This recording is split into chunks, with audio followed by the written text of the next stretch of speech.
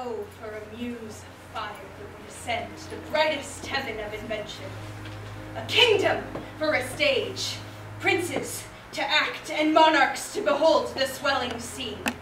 Then should the warlike Harry, like himself, assume the port of Mars, and at his heels, leashed in like hounds, should famine, sword, and fire crouch for employment. Can this cockpit hold the vasty fields of France? Or may we cram within this wooden O the very casks that did affright the air at Agincourt, and let us, ciphers, to this great account on your imaginary forces work. Suppose, within the girdle of these walls are now confined two mighty monarchies, whose high, upreared, and abutting fronts the perilous narrow ocean parts asunder. Into 1,000 parts divide one man, and make imaginary puissance, for 'tis your thoughts that now must deck our kings. Carry them here and there, jumping o'er times, turning the accomplishment of many years into hourglass. For the which supply, admit me, chorus, to this history.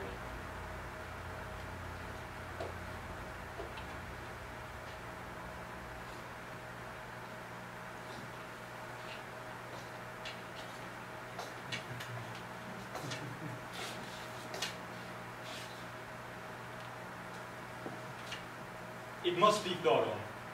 If it pass against us, we lose the better half of our possessions. For all the temporal lands which men devout by testament have given to the church, would they strip from us, being valued thus, as much as would maintain to the king's honor full 15 earls and 1,500 knights, 6,200 good esquires, and to relief of Lazars in Greek age, of indigent faint souls past corporal toil, and to the coffers of the king beside, 1,000 pounds by the year. Thus runs the bill. This would drink deep. Would drink cup and all. What prevention? The king is full of grace and fair regard. And a true lover of the Holy Church. The courses of his youth promised it not. No sooner had the breath left his father's body than his wildness mortified and him seemed to die too. Yea, at that very moment, consideration like an angel came. Never was such a sudden scholar made. Never came reformation in such a flood with such heady currents as in the king. We are blessed in the change. Herein but reason in divinity, and all admiring with an inward wish, you would desire the king were made a prelate. Hear him debate of commonwealth affairs, and you would say it hath been all his study.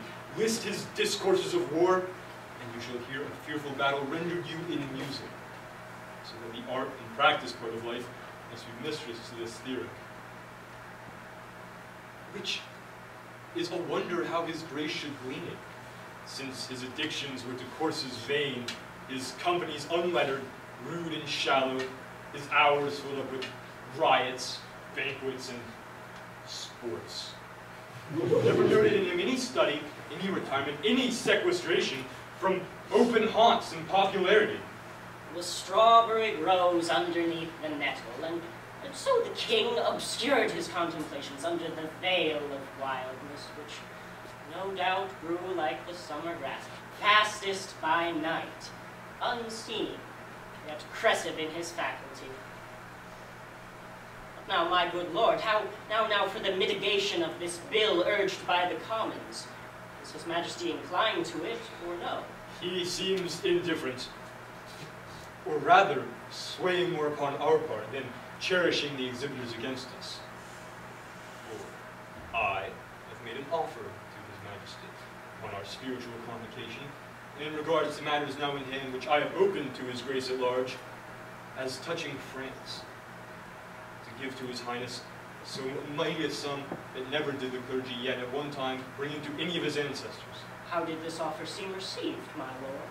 With good acceptance of his majesty, save that there was not time enough to hear, as I perceive his grace would fain have done, the severals and unhidden passages of his true titles, to some certain dukedoms, and generally to the crown and seat of France, arrived through Edward, his great-grandfather. What was the impediment that broke this off? The French ambassador upon that instant craved audience. And the hour I think has come to give him hearing. Is it 4 o'clock? It is.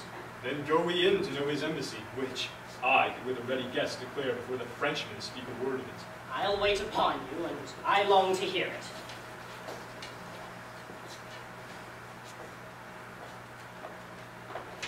Where is my gracious Lord of Canterbury? Shall we call in the ambassador, my liege? No, not yet, my cousin. We be resolved of some things of weight to task our thoughts concerning us of France. God and his angels guard your sacred throne, and make you long be comforts. Sure, we thank you. My learned lord, we pray you to proceed, and justly and religiously unfold why the law Salic that they have in France should or should not bar us in our claim. And God forbid, my dear and faithful lord, that you should fashion, wrest, or bow your reading with opening titles miscreate, whose right suits not in native colors with the truth. For God doth know how many now in health shall drop their blood in approbation of what your reverence shall incite us to. We charge you, in the name of God, take heed, for ne'er two such kingdoms did contend without much fall of blood, whose guiltless drops are every one a woe, a sore complaint against him whose wrong gives edge unto the swords that make such waste of Greek mortality. Under this conjuration, speak not. Then hear me, great king, and you peers that owe yourselves your lives and services to this imperial throne. There is no bar to make against your highness claims of France, save through this, which they produce from farmers. In terram salicem, mulieres ne sorcimus. No woman shall succeed in the salad. Yet their own authors faithfully affirm that the land Salic lies in Germany, between the floods of Solent and the Elbe, where Charles the Great, having subdued the Saxons there, left behind and settled some certain French. May I with right and conscience make this claim? The sin upon my head, Trevor. Gracious Lord, stand for your own. Unwind your bloody flag. Look back into your mighty ancestors. Go, great king, to the tomb of your great-grandsire, from whom you claim. Invoke his warlike spirit, and your uncle's, Edward, Black Prince of Wales. Won the French crown, played a tragedy, making defeat on the full power of France, whilst his most mighty father on a hill stood smiling to behold his lions well foraged in the blood of French nobility. Make remembrance of these valiant dead, and with your puissant arm renew their feats. You are their heir, you sit upon their throne. The blood and courage that renowned them runs in your veins. Your brother kings and monarchs of the earth do all expect that you should rouse yourself, as do the former lions of your blood. They know your grace hath cause and means in mind. So hath your highness. Never king of England had nobles richer or more loyal subjects. Oh, let their bodies follow, my liege, with blood and sword and fire to win their right. In aid whereof, we, with the spirituality, shall raise your highness such a mighty sum as never yet at one time did the clergy bring into any of your ancestors. We must not only arm to invade the French, but we must also lay down our own proportions to defend against the Scots, who will make road upon us with all advantages. The bay of those marches will be a wall sufficient to defend our England against the pilfering borderers. But there's a saying, very old and true. If that you will France win, then in Scotland first begin. For once the eagle England begin and prey, to her unguarded nest the weasel Scot comes sneaking and so sucks her princely eggs, playing the mouse in absence of the cat to tear and havoc more than she can eat. It follows then that the cat must stay at home. Yet this is but a crushed necessity, since we have locks to safeguard necessaries, and pretty traps to catch the petty thieves. While the armed hand defends itself abroad, the advised head defends itself at home. Therefore to France! Divide your happy England into four, whereof take you one quarter into France. And withal you shall make all Gallia shake. If we, with 3 times such power left at home, cannot defend our doors against the dog, then let us be worried and our nation lose the name of hardiness and policy. Call in the messenger sent from the Dauphin. Now we are well resolved, by God's help and yours, the noble sinews of our power, France being ours, will bend it to our awe, or break it all to pieces. We are now well prepared to know the pleasure of our fair cousin the Dauphin. We hear that your greeting is from him, and not from the king. May it please your majesty give us leave freely to render what we have in charge. We are no tyrant, but a Christian king. Tell us the Dauphin's mind. Thus then in few, your highness lately sending into France to claim some certain dukedoms in the right of your great predecessor, King Edward III. In answer to which claim, the prince our master says that you savor too much of your youth, and bids you be advised there's naught in France that can be with the nimble galliard won. You cannot revel into dukedoms there. He therefore sends you meter for your spirit this ton of treasure, and in lieu of this desires you let the dukedoms that you claim hear no more of you. Treasure, uncle. Tennis balls, my liege. We are glad the Dauphin is so pleasant with us. His present in your pains we thank you for.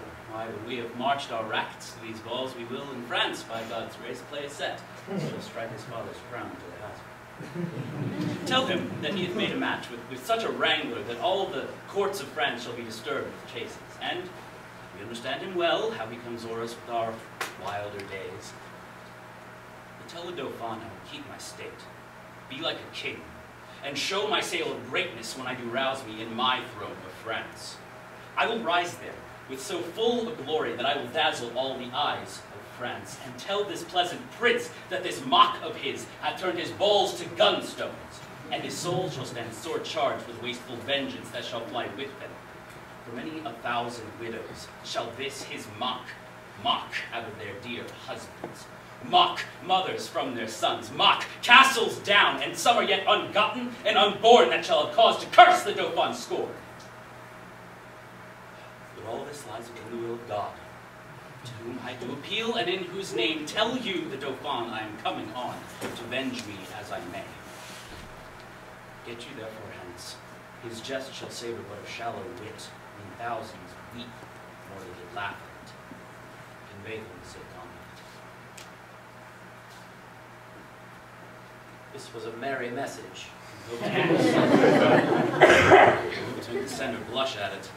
Therefore, my lords, omit no happy hour that may give furtherance to our cause, for we have now no thought in us but France, save those to God that will run before our business. Therefore, let our proportions for these wars be soon collected, and all things thought upon, that may with reasonable swiftness add more feathers to our wings. For God before will chide this Dauphin at his father's door.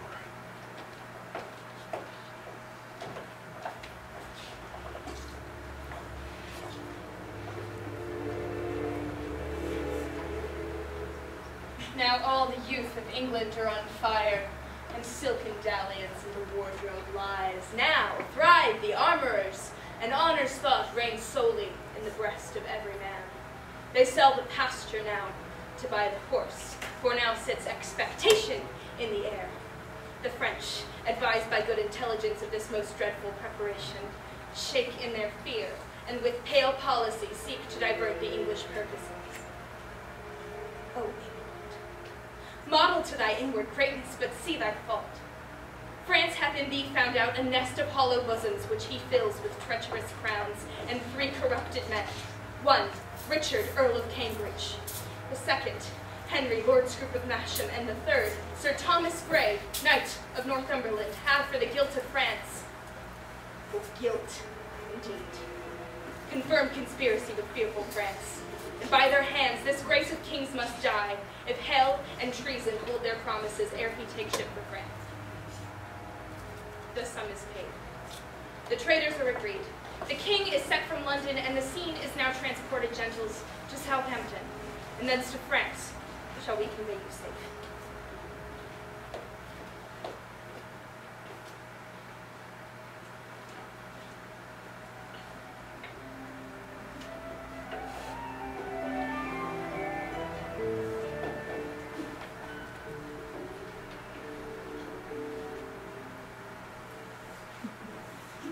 Well met, Corporal Nim.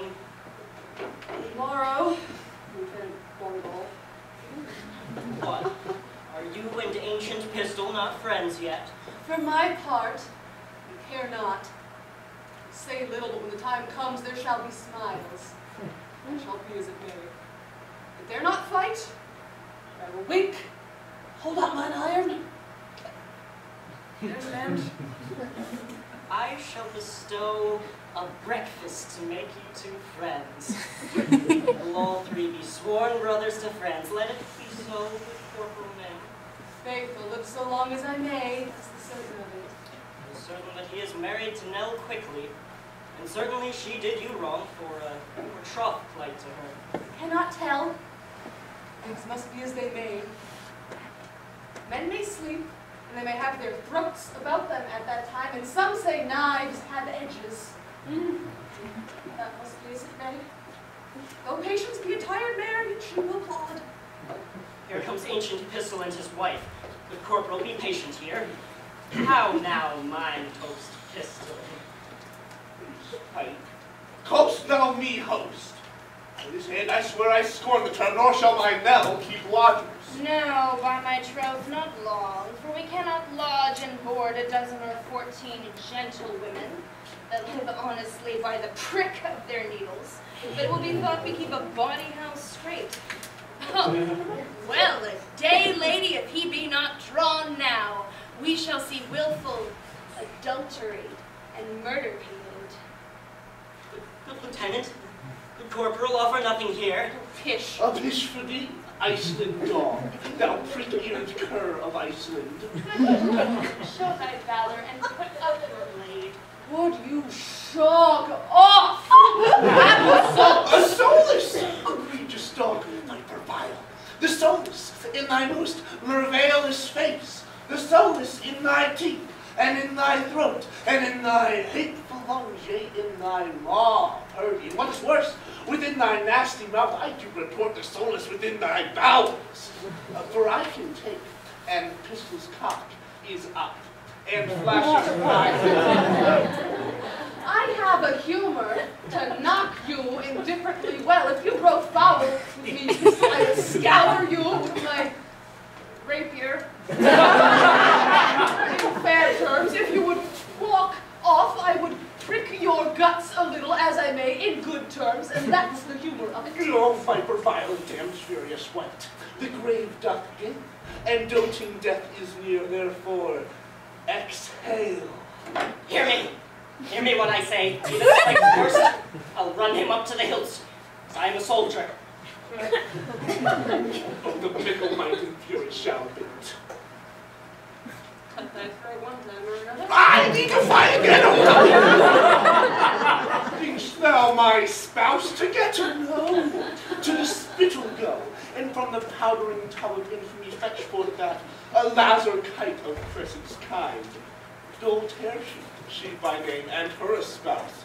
For I have, and I will hold the quondam quickly, for the only she, and the Palk does not go to. Come, shall I make you two friends?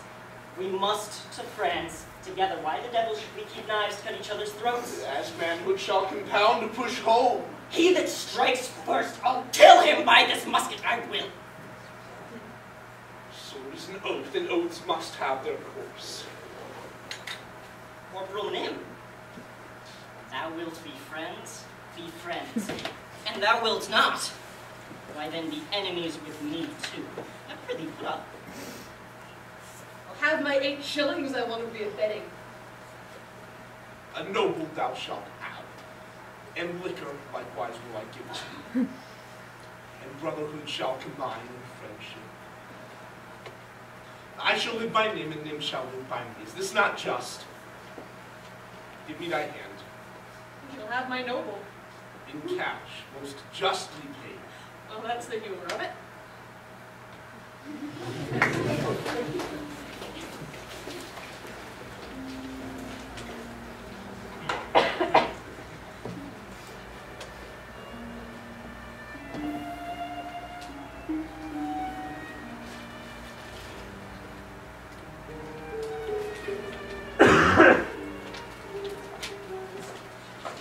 For goddess, grace is bold to trust these traitors. They shall be apprehended by and by.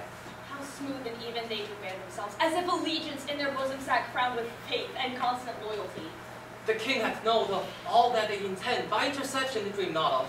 Nay, but that the man who was his bedfellow, that he should for a foreign purse so sell his sovereign's life to death and treachery.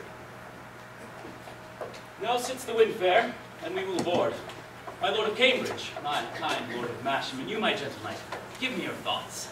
Think you not that the power we bear with us shall cut their passage through the force of France, doing the execution and the act for which we have assembled? No doubt, my liege, if each man do his best. I doubt not that. Since we are well persuaded, we carry not a heart with us from hence that grows not in a fair consent with ours, nor leave not one behind that doth not wish success and conquest to attend on us. Never was monarch better feared and loved, please your majesty. True. Those that were your father's enemies do serve you with heart's creative duty. We therefore have great cause of thankfulness, and shall forget the office of our hand sooner than witness a desert of merit according to the weight and worthiness. So service shall with steeled sinews toil, and labor shall refresh itself with hope to do your grace incessant services. Judge, no less. Uncle Exeter, enlarge the man committed yesterday that did rail against our person. We consider it was excess of wine that set him on, and upon his more advice do pardon. Let him be punished, sovereign, lest his sufferance by example breed more of such a kind. Oh, let us yet be merciful. So may your highness yet punish too. Sir, you show great mercy if you give him life after the taste of much correction. Your too much love and care for me are heavy orisons against this poor wretch. If little faults proceeding on distemper shall not be winked at, then how shall we stretch our eye when capital crimes, chewed, swallowed, and digested, appear before us? We'll yet enlarge that man, though Cambridge, Scroop, and Grey, in their tender care and dear preservation of our person, would have him punished. Now, to our French causes. Who are the late commissioners? I, one, my lord. Your highness bade me ask for it today. So did you mean, my liege? And I, my royal sovereign. Then Richard, Earl of Cambridge, there is yours. There yours, Lord Scroop of Masham, and Sir Knight Grey of Northumberland, the same is yours. Read them, and know I know your worthiness. My Lord of Westmoreland and Uncle Exeter, we will have word tonight. Why, how now, gentlemen? What read you there that you have lost so much complexion? Look you, how they change. Their cheeks are paper. Say, what see you there in those papers that you have so cowarded and chased your blood out of appearance? I do confess my fault, and submit me to your highness' mercy. To which we all appeal. The mercy that was quick in us but late, by your own counsel is suppressed and killed. You must not dare for shame to talk of mercy. These English monsters. Why, my Lord of Cambridge here, you knew how apt our love was, to accord, to furnish him with all the pertinence belonging to his honor.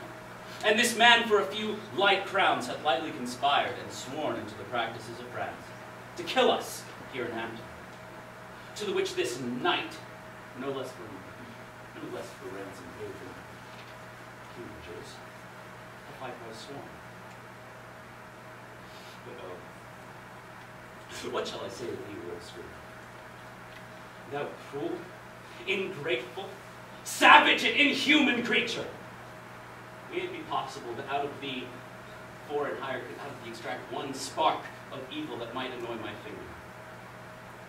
This is so strange, that though the truth of it stand off as gross as black and white, my eye will scarcely see it. And yet gets all the proportion thou wouldst bring in wonder to wait on treason and on murder. And whatsoever cunning fiend it was that hath wrought thee so preposterously, gave thee no instance why thou shouldst do treason, unless to dub thee with the name of traitor. If that same demon that hath gulled thee thus should with his lion's gait walk the whole world, he might Tavasti Tartar back and tell his legions, I shall never win a soul so easily as that Englishman's. How hast thou with jealousy infected the sweetness of affluence? Show men dutiful! Why, so didst thou. Seem they grave and learned? Why, so didst thou. Seem they religious, constant in spirit, not swerving in the blood, not working with the eye without the ear, but in purging judgment, trusting neither. Thus and so finely bolted didst thou seem, and thus thy fall hath left a kind of blotch to mark the full fraught man with some suspicion. I will weep for thee. For this revolt methinks is like another fall of man. Their faults are open.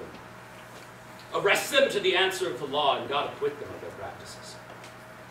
I arrest thee of high treason by the name of Richard, Earl of Cambridge, Henry, Lord Scroop of Masham, Thomas Grey, Knight of Northumberland.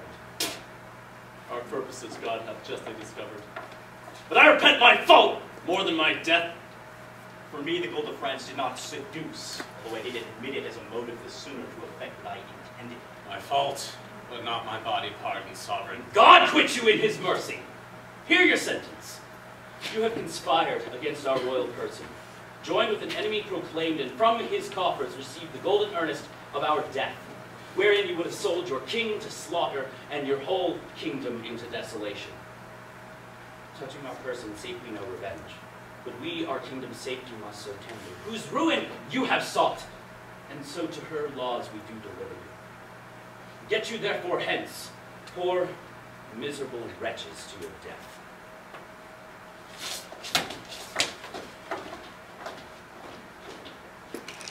Therefore, my lords of France, we have no doubt of a fair and lucky war, since God had so graciously revealed this dangerous treason lurking in our path to hinder our beginnings. Then, dear countrymen, let us deliver our puissance into the hand of God. Cheerily to the sea, the signs of war advance. No king of England, if not the king of France.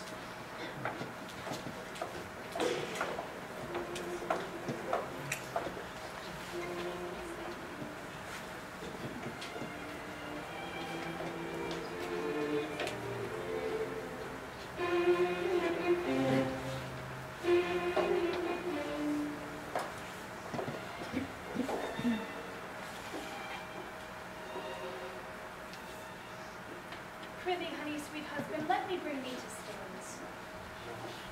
No, for my manly heart doth yearn. Prologue, be blind, nim rouse thy vaunting veins, mind bristle thy courage up. Now which dog, you will be gone from Southampton. Come, this way, my love, give me thy lips. Look to my channels and my rivers. Let senses rule. Trust no one. Men's oaths or straws and fates are wafer keys. Hold fast is the only dog, my duck. Come, let's to France, my boys. Like horse leeches, to suck the very blood to suck. Farewell, hostess. I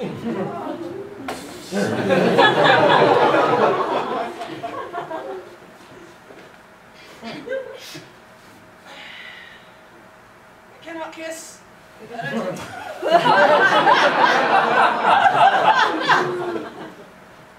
Keep close, let housewifery appear, I thee command.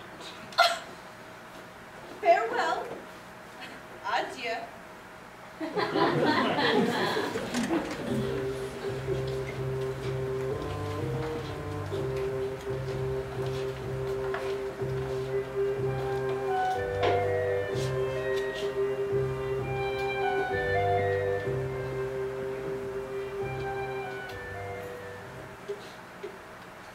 Thus comes the English, with full power upon us, and more than carefully thus concerns to answer royally in our defences. Therefore, the Dukes of Berry and Bretagne, with Brabant and Orleans shall make forth. And you, Prince Dauphin, with all swift dispatch, the line and new repair our towns of war, with men of courage and with means to defend it. Fits us then to be as provident as fear may teach us out of late examples, left by the bloody and neglected English upon our field. My most redoubted father, 'tis most meet we arm ourselves against the foe, for peace itself should not so dull a kingdom, but that defences, musters, preparations should be assembled, maintained, and collected, as were a real war in expectation. Therefore, I say 'tis meet we all go forth, and let us do it with no show of fear, for she is so kinged by a vain, giddy, shallow, humorous youth, that fear attends her not. Oh, peace, Prince Dauphin. You are too much mistaken in this field. Your Grace, the late ambassadors in what great state have heard their embassy. How modest an exception, and withal how terrible in constant resolution. And you shall find his vanity forspent was but the outside of the Roman Brutus, covering discretion with the coat of the bull. In cases of defense, 'tis best to weigh the enemy more mighty than he seems, so that the proportions of defense are filled. The kindred of him hath been fleshed upon us. He is bred out of that bloody strain, that black name Edward, Black Prince of Wales. This is a stem of that victorious stock that did haunt us in our familiar past. We should fear the native mightiness and fate of him. Ambassadors from Harry, King of England, do crave admittance to your majesty. We'll give them present audience. Go and bring them in. Turn head and stop pursuit. For coward dogs may spend their mouths to threaten good my sovereign. Take up the English short, and let them know of what a monarchy you are the head. From our brother England. From him, and thus he greets you. He wills you in the name of God Almighty that you divest yourself, to lay apart those borrowed glories, which by gift of heaven, by law of nature and of nations, belong to him and to his heirs, namely the crown. That you may know that 'tis no sinister nor no awkward plague, plucked from the wormholes of long-vanished days. He sends you this most memorable line, in every branch truly demonstrative, willing to overlook this claim. And when you have found him evenly derived from his most famed of famous ancestors, Edward III, he bids you resign your crown and kingdom, indirectly held from him, the native and true challenger. Or else what follows? Bloody constraint. For if you hide the crown, even in your hearts there will he rake for it. Therefore, in fierce tempests is he coming, that if requiring fail, he will compel. Deliver up the crown and take mercy on those for whom this hungry war opens his vasty jaws, and on your head, turning the widow's tears, the orphan's cries, the pining maiden's groans for husbands, fathers, and betrothed lovers, that shall be swallowed up in this controversy. This is his claim, his threatening, and my message. Unless the Dauphin be in presence here, to whom expressly I bring greeting too. For us, we will consider of this further. Tomorrow you shall bear our full minds back to our brother England. For the Dauphin, I stand here for him. What to him from England? Scorn and defiance, slight regard, contempt, and anything that may not misbecome the mighty sender doth he prize you at.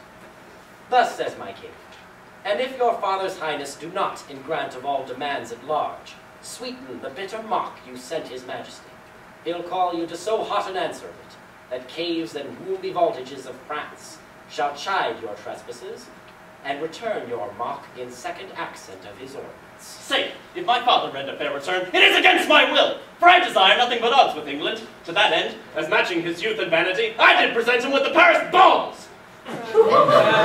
Make your Paris Louvre shake for it, and be assured you'll find a difference between the promise of his greener days and these he masters now.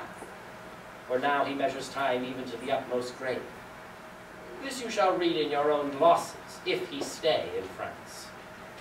Tomorrow you shall be dispatched with fair conditions. Dispatch us with all speed, lest that our king come here himself to question our delay, for he is footed in this land already. A night is but small breath and little pause to answer matters of this consequence.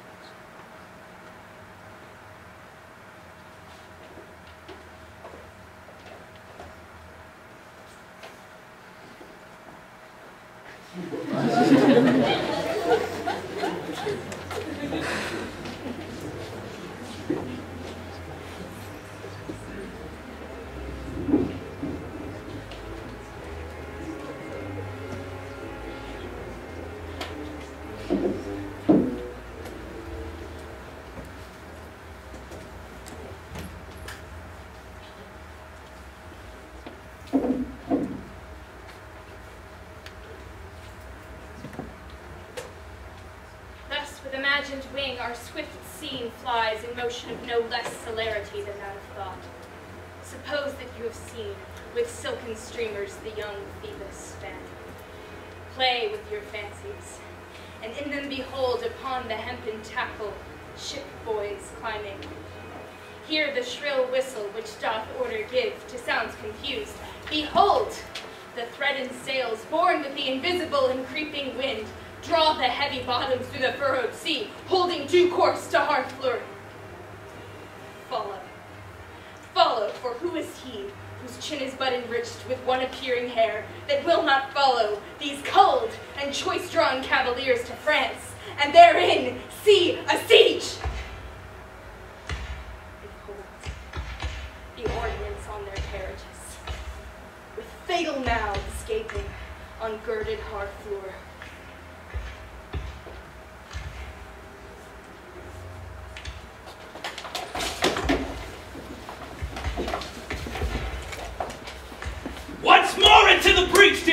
once more, or close up the wall with our English dead. In peace there's nothing so becomes a man as modest stillness and humility, but when the blast of war blows in our ears, then imitate the action of a tiger. Stiffen up the sinews, summon up the blood. Disguise your fair nature with hard-favored rage. Lend the eye a terrible aspect. Let pride through the cordage of the head like the brass cannon. Let the brow o'erwhelm it.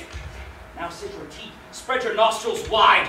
Hold hard your breath and bend up every spirit. Dishonor not your mothers. Now attest that you whom you did call fathers did beget you.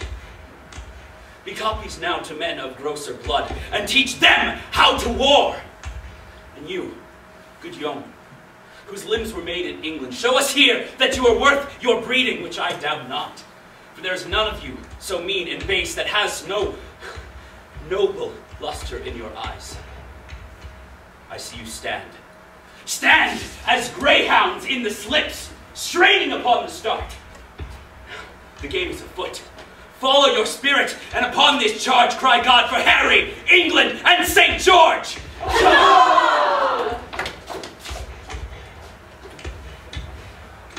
On to the breach! To the...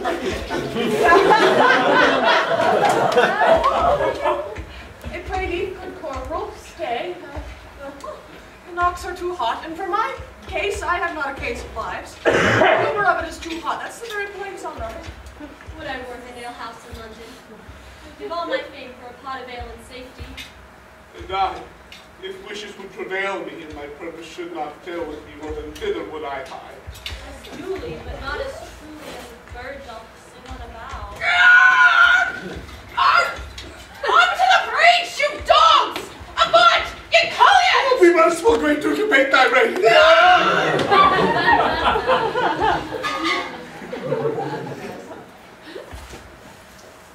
As young as I am, I've observed these three swashers. I am boy to them all three, but all they three, though they would serve me, could not be man to me. For three such antics don't make a man. For Bardolph, he is white-livered and red-faced, by means whereof he faces it out, but fights not.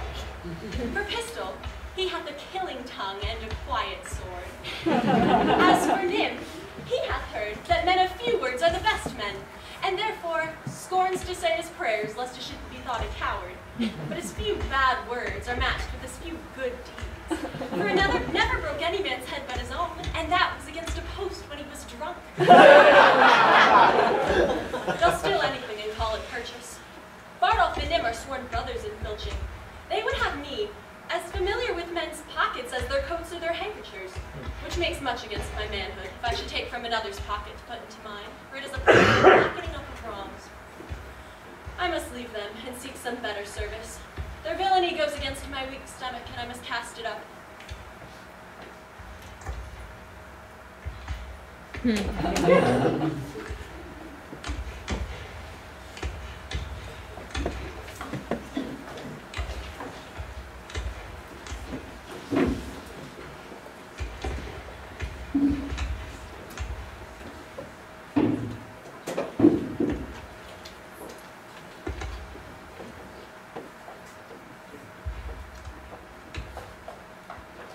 Resolves the governor of the town. This is the latest parle we will admit. If I should begin the battery once more, I shall not leave the half-achieved Harfleur till in her ashes she lie buried. And the fleshed soldier, rough and hard of heart, in liberty of bloody hand shall range, with conscience wide as hell, mowing like grass your fresh fair virgins and flowering infants. What is it to me? If you yourselves are cause, if your fall into the hot, enforcing hand of violation. Therefore, you men of Harfleur, take pity on your town and on your people. If not, why in a moment look and see. The bloody and blind soldier, with his foul hand defile the locks of your shrill shrieking daughters. Your fathers, taken by their silvery beards, and their most reverend heads dashed into the walls. What say you this? Will you yield and this avoid, or guilty in defense be thus destroyed? Our expectation hath this day an end. We yield our town and lives to thy soft mercy, for we are no longer defensible. Open your gates.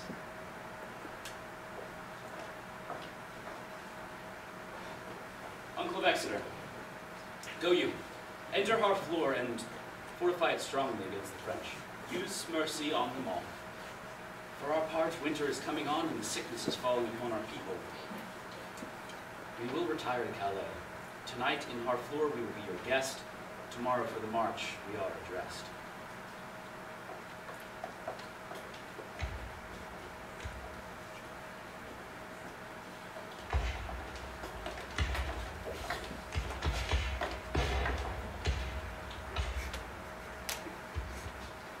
"'Tis certain he hath passed the river so. And if he be not fought withal, my lord, let us not live in France. Let us quit all and give our vineyards to a barbarous people. Stupid bone! Shall a few sprays of us, our scions, put into wild and savage stock, spirit up into the clouds and overlook their grafters? Marchmont thought that I should sell my dukedom, and buy a slobbery and dirty farm on that nook-shodden Isle of Albion. Where have they this metal? Is not their climate foggy, raw, and dull, on whom, as in despite, the sun looks pale, filling their fruit with frowns? Can sodden water drench for serene jades their barley broth, decoct their cold blood to such a valiant heat? And shall our quick blood, spirited with wine, seem frosty? Oh, for honor of our land, let us not hang like roping icicles upon our houses' thatch, whilst the more frosty people sweat drops of gallant youth in our rich fields. Poor would be called yours. By my faith and honor, Adam spoke with us, and plainly say that our metal is bred out, and they will give their lusts and bodies to the English youths, to new store France with bastard warriors. Where is Montjoy the herald? Speed him hence, let him greet England with our sharp defiance. Up, princes, and with spirit of honor edged more sharper than your swords, hie to the field. Bar hairy England that sweeps upon our land, with pennons painted in the blood of Harfleur. Rush upon him as doth the melted snow upon the valleys. Go down upon him rapid enough, and in a captive chariot into Rouen bring him our prisoner. This becomes the great. His soldiers, sick and famished in their march, will drop his heart into the sink of fear for achievement offer us his ransom. Therefore, Lord Constable, haste on Montjoy, and let him say to England that we send to know what will in ransom he will give. And Dauphin, you shall stay with us in Rouen. Not so, your majesty, I do beseech thee. Have patience, for you shall remain with us. Now up, Constable, and princes all, and quickly bring us word of England's fall.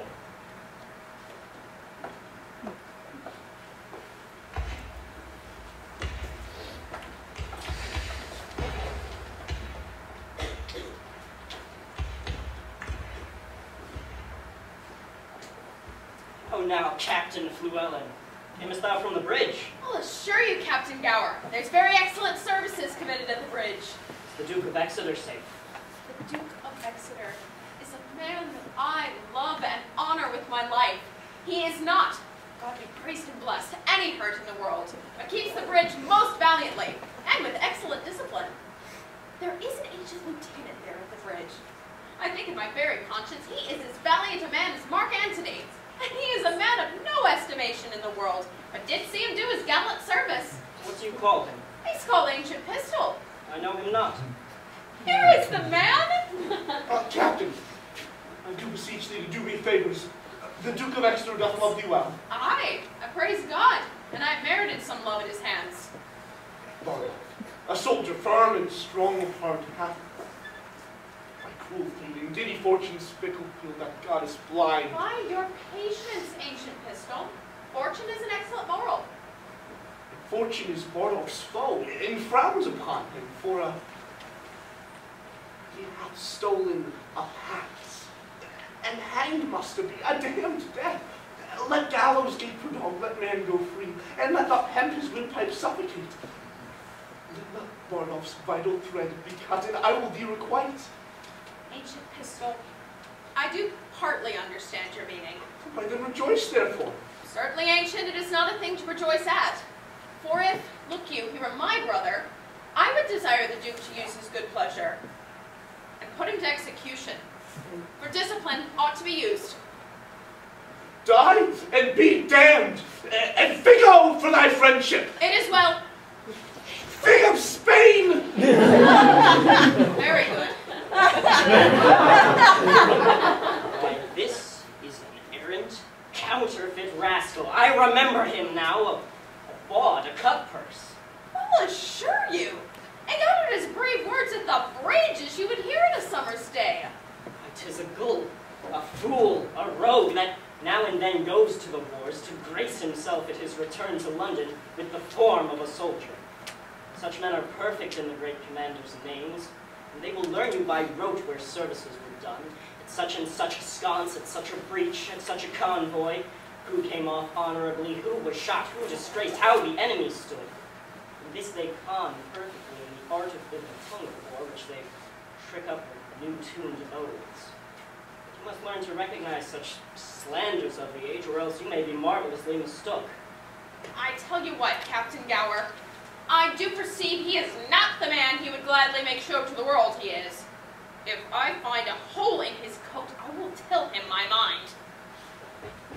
Hark you, the king is coming. I must speak to him from the bridge. God bless your majesty! How now, Llewellyn, camest thou from the bridge? Aye, so please your majesty. The Duke of Exeter has very gallantly maintained the bridge. Marry, the adversary wants to have possession of the bridge, but he is enforced to retire. What men have you lost? The perdition of the adversary has been very great. Reasonable, great. Marry, for my part, I think the Duke has lost never a man, save for one that is like to be executed for robbing a church. One Bardolph, if your majesty know the man. We would have all such offenders so cut off. And we give express charge that in our marches through the country, nothing be compelled from the villages, nothing taken but paid for, none of the French upbraided or abused in disdainful language, for when lenity and cruelty play for a kingdom, the gentler gamester is the soonest winner. You know me by my habit, Then I know thee, what shall I know of thee? my master's mind. Hold it. Thus says my king, say thou to Harry, King of England, though we seem dead, we do but sleep. Advantage is a better soldier than rashness. Our voice is imperial. England shall repent his folly, see his weakness, and admire our sufferance. Bid him therefore consider his ransom, which must proportion the losses we have borne, the subjects we have lost, the disgrace we have digested. For our losses, his exchequer is too poor. For the effusion of our blood, the muster of his kingdom too faint in number, and for our disgrace, his own person, kneeling at our feet, but a weak and worthless satisfaction. To this, add defiance, and tell him for conclusion he hath betrayed his followers, whose condemnation is pronounced. What is thy name? I know thy quality. Montroy. Thou dost thy office fairly. Go back and tell thy king that I do not seek him now, but could be willing to march on Calais without impeachment. For to say the sooth, my people are with sickness much enfeebled, my numbers lessened, and those few I have almost no better than so many French, who when they were in health, on one pair of English legs did walk 3 Frenchmen. God, forgive me that I brag thus. Heir of France that hath blown that vice in me, I must repent. Go you, and tell your king, here I am, my ransom but this frail and worthless trunk, my army but a weak and sickly guard, but pray you, tell him we will come on, though France himself do stand in our way. The sum of all our answer is but this. We would not seek a battle as we are, nor as we are, we will not shun. So tell your master. I shall, Lord, so thanks, your highness. I hope they will not come upon us now. We are in God's hand, brother, not in theirs. Now, soldiers, march away. Across the river we will encamp ourselves, and on the morrow, we will march away.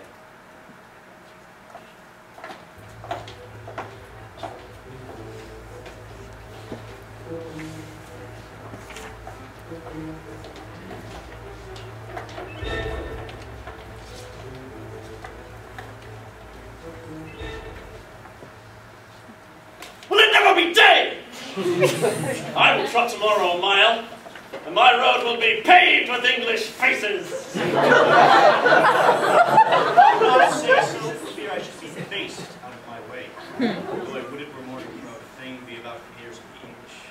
would go to Hazard before, say, 20 prisoners. You must first go yourself to Hazard ere you have them. I'll go on myself. The Gaval longs for morning. By the white hand of my lady, he's a gallant prince. Swear by her foot that she may tread out you. He is simply the most active gentleman of France. Doing is activity, and he will still be doing. Never did me harm that I heard of. Nor will do on tomorrow. Shall keep that name still. I know him to be valiant. I was told that by one that knows him better than you. What's he? Marry, he told me so himself. I still care not who knew it. He need not, it is no hidden virtue within him. By my faith, sir, but it is. Never anybody saw it but his lackey. 'Tis a hooded valor, and when it appears, it will be. Ill will never said well. I will cap that proverb with, there is flattery in friendship. And I will take up that with give the devil his due. Well placed. There stands your friend for the devil. Have derived that proverb with a pox the devil. You are the better at proverbs, by how much a fool's bolt is soon shot. You have shot over. Oh, it is not the first time you were overshot. It goes by within 1,500 paces of your tents. Who hath measured the ground? The Lord Pompey? Valiant, most expert gentleman. Would it were day. Alas, poor Harry of England. He longs not for the dawning as we do. The English had any apprehension, they would run away. That they lack. Or if their heads had any intellectual armor, they could never wear such heavy headpieces. Their island of England breeds very valiant creatures. Their mastiffs are of unmatchable courage. Foolish curs that run winking into the mouth of a Russian bear and have their heads crushed like rotten apples. Might as well say, oh, it's a valiant flea that dare eat his breakfast on the lip of a lion. Just. And the men do sympathize with the mastiffs in their rough and robust just coming on, leaving their wits with their wives. Then give them great meals of beef and iron and steel, and they'll eat like wolves and fight like devils. Alas, but these British are shrewdly out of beef. And we shall find tomorrow they have only sons for eating and none to fight with. Now is it time to arm. Come, shall we about it? It is now 2 o'clock, but let me see. By 10 we shall each have 100 Englishmen.